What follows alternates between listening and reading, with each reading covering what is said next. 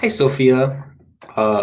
This was a wonderful question. Statistics is always fun. So hopefully I can walk you through this problem and give you a little bit of background about what's being asked here and how you can go about answering that question. So Patrick gave us a wonderful example of how to walk through this question manually. And the steps that he essentially did was deriving a z-value with the information that you're given, and then plugging that z-value back into this equation here on the screen to find your x. The way that he found his z-value was doing a reverse lookup on a z-table. So I'm going to kind of lay out the problem here and walk you through what they're asking, and then I'm going to show you how to figure out this problem using Excel, which I believe is a little easier, and it's an extremely powerful tool that you should get comfortable with, especially if you're going to be using statistics or statistical analysis going forward.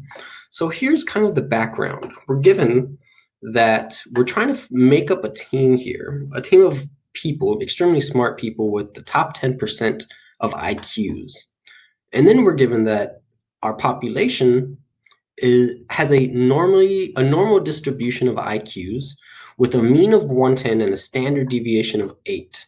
So let's go ahead and try to visualize what that means.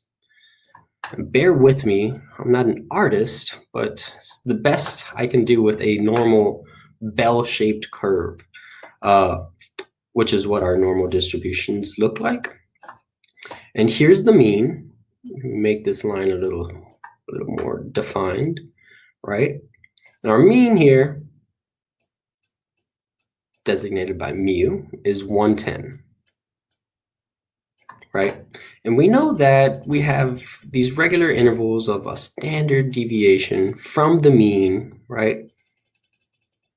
These regular intervals, whatever they may be, here's mu, here's mu1, minus 1, the mu minus 2, and mu2, or standard deviation 2.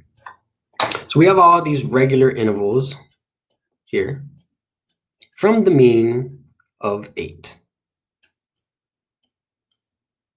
And what the question is asking us to do, essentially, is to find this value right here. Let's assume that this is the cutoff, where 90%, right, of values lie to the left of whatever x this is right here. And that 10%, those 10% of people that we're trying to find lie in this area of the tail. That's 10% that it mentions right here.